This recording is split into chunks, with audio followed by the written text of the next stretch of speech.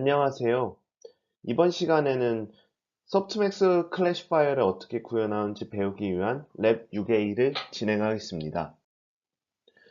소프트맥스에 관련된 개념은 시즌 1의 김성윤 교수님의 렉처 6의 1과 2를 참조하시기 바랍니다. 소프트맥스 클래시파이어 수업 시간에 배웠던 내용을 실습하는 시간입니다. 샘플 데이터를 구현하고 이후에 소프트맥스에 관련된 기능을 텐서플로우로 구현하는 과정을 보여드리겠습니다. 소프트맥스에 적용하기 위한 샘플 데이터에 대해서 구현을 해보겠습니다. 우선은 X 데이터와 Y 데이터를 구성해 보겠는데요. X 데이터는 총 8개의 데이터와 4개의 피처들로 이루어져 있습니다. Y 데이터 역시 X 데이터와 맞추기 위해서 8개의 피처로 되어 있는데요. Y 데이터는 총 3개의 클래스 레이블로 되어 있는데 이 표현 방식이 조금 일반적인 경우랑은 다르게 되어 있습니다. 이것을 저희가 원핫 인코딩이라고 하는데요. 그 특정 부분에 대해서만 표기를 해주고 나머지는 다 0으로 표기하는 방법으로 앞으로 모델을 배울 때 많이 활용할 수 있는 테크닉입니다. 원핫 인코딩의 간단한 예를 들어보자면 저희가 A, B, C와 같은 세 가지 클래스가 있다고 가정했을 때 다음을 원핫 인코딩으로 표현을 해보겠습니다. 1,0, 0, 0, 1,0, 0, 0, 0, 1,0으로 다음과 같이 구성을 할 수 있겠습니다. 이 구현한 X 데이터와 Y 데이터를 학습에 좀 더 용이하게 하기 위해 numPy 형태로 변환을 시키는 과정을 마지막으로 구현을 하였습니다.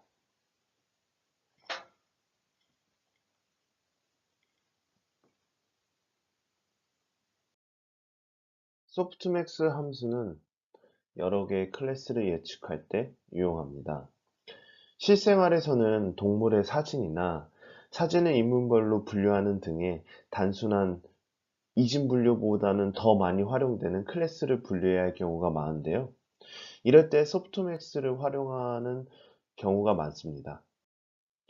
우선 소프트맥스가 어떤 구조로 이루어져 있는지 확인을 해보겠습니다. 시작은 주어진 입력값과 그리고 웨이트를 통하여 스코어를 구하는 방식으로 이루어져 있습니다. 스코어를 구한 이후에 이 값을 소프트맥스라고 불리우는 함수에 통과를 시키면 다음과 같이 출력값이 확률로 변경되게 되는데요. 이 아래의 그림 예제에서는 0.7, 0.2, 0.1로 나타나게 되어 있습니다.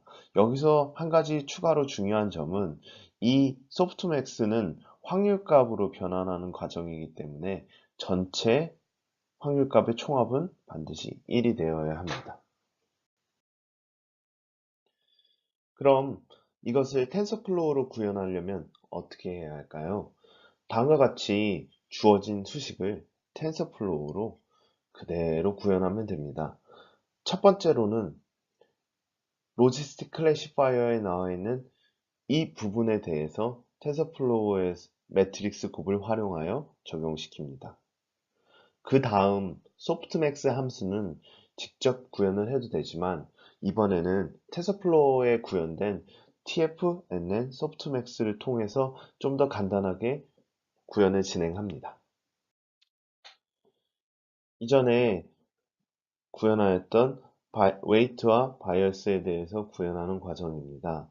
텐서플로우 이거 모드를 통해서 구하면 그래프 모드보다 조금 더 손쉽게 직접 값을 출력해 볼 수 있습니다.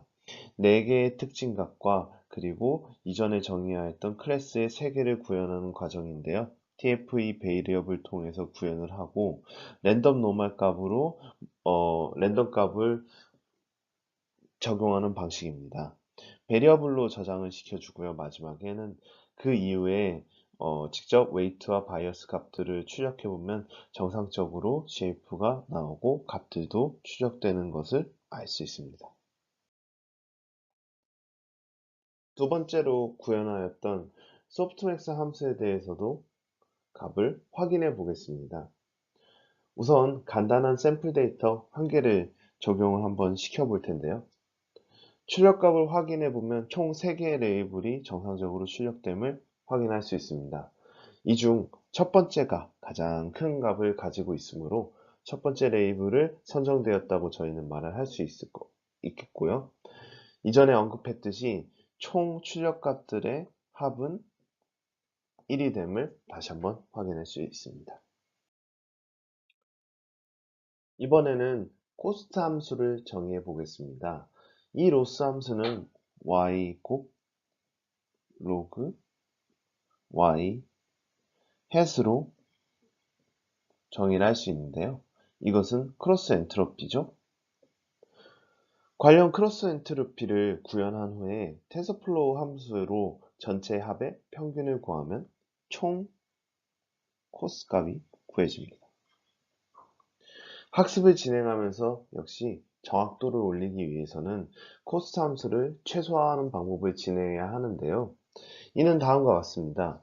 우리가 이전에 많이 보았던 경사면을 타고 내려와 가지고 최적의 값을 찾는 과정인데요. 기능 역시 Gradient Descent Optimize를 통해 가지고 직접 텐서플로우에 있는 기능을 활용하여 적용합니다. 코스트를 구하는 함수를 구현해 보겠습니다. 이전에 구현했던 소프트맥스 함수로 로직 값을 구한 이후에 각각의 크로스 엔트로피 값을 구한 후에 평균 값을 구하는 과정인데요. 각각의 과정을 출력해 보면 아래와 같이 정상적으로 코스트 값이 잘 출력이 되고 최종 값인 코스트의 최종 평균까지 출력됨을 알 수 있습니다. 자, 이번에는 이전에 코스트 함수를 최적화하기 위해서 경사광법을 활용한다고 하였는데 관련 펑션에 대해서 간단히 구현을 해 보겠습니다. 경사광법을 활용하여 변수를 최적으로 업데이트하는 과정인데요.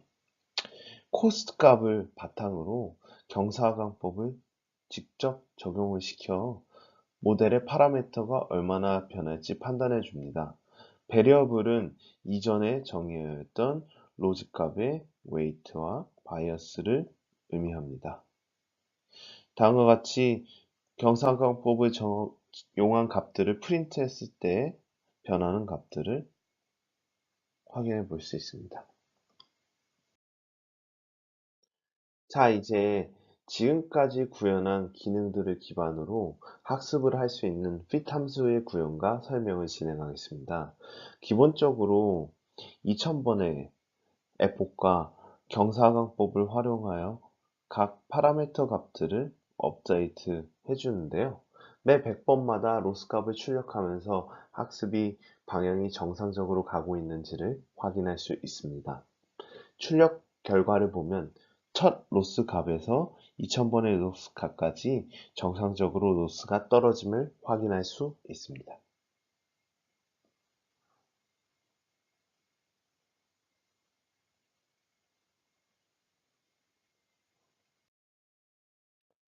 학습이 끝난 뒤에 하이포테시스를 통해서 직접 예측을 해보겠습니다. 각각의 예측값에서 가장 높은 값을 뽑을 수 있는 예측값을 우선 A로 지정합니다. 그 이후에 오른쪽 그림과 같이 가장 높은 그 확률값을 뽑아가지고 선택을 하는데요. 그 선택을 해주는 펑션을 저희는 argmax를 통해서 활용할 수 있습니다. 출력한 값을 레이블의 y 값들과 비교했을 때 정상적으로 예측을 하는지 안 하는지 하는 결과를 아래에 직접 프린트를 해보면 볼 수 있습니다. 출력값을 확인해 보면 예를 들어서 첫 번째의 값에서 가장 높은 값, 두 번째에서 가장 높은 값, 그리고 쭉 가서 마지막은 첫 번째가 가장 높은 값이 출력이 되는데요. 이를 다시 한번 확인하면 첫 번째에서 두 번째의 가장 높은 값, 두 번째에서 가장 높은 값, 그리고 마지막으로 0번째에서 가장 높은 값이 추적됨을 확인할 수 있습니다. 이는 학습이 정상적으로 된 것을 의미하는데요. 이번 비디오에서는 간단한 샘플 데이터를 활용하여 바이너리가 아닌 멀티노미얼을 분류하는 소프트맥스를 구현하는 법에 대해서 알아보았습니다. 다음 시간에는 조금 더 실제와 가까운 동물의 특징 데이터를 활용하여 동물을 분류하는 소프트맥스 분류에 대해서 진행을 하겠습니다. 진행을 하면서 앞으로 많이 사용될 리쉐이프, 그리고 저희가 이번에는 직접 구현하였지만 좀 더 쉽게 라이브러리를 활용할 수 있는 소프트맥스 크로스 엔트로피, 원학과 같은 기능들을 새로 추가로 활용해 보겠습니다. 감사합니다.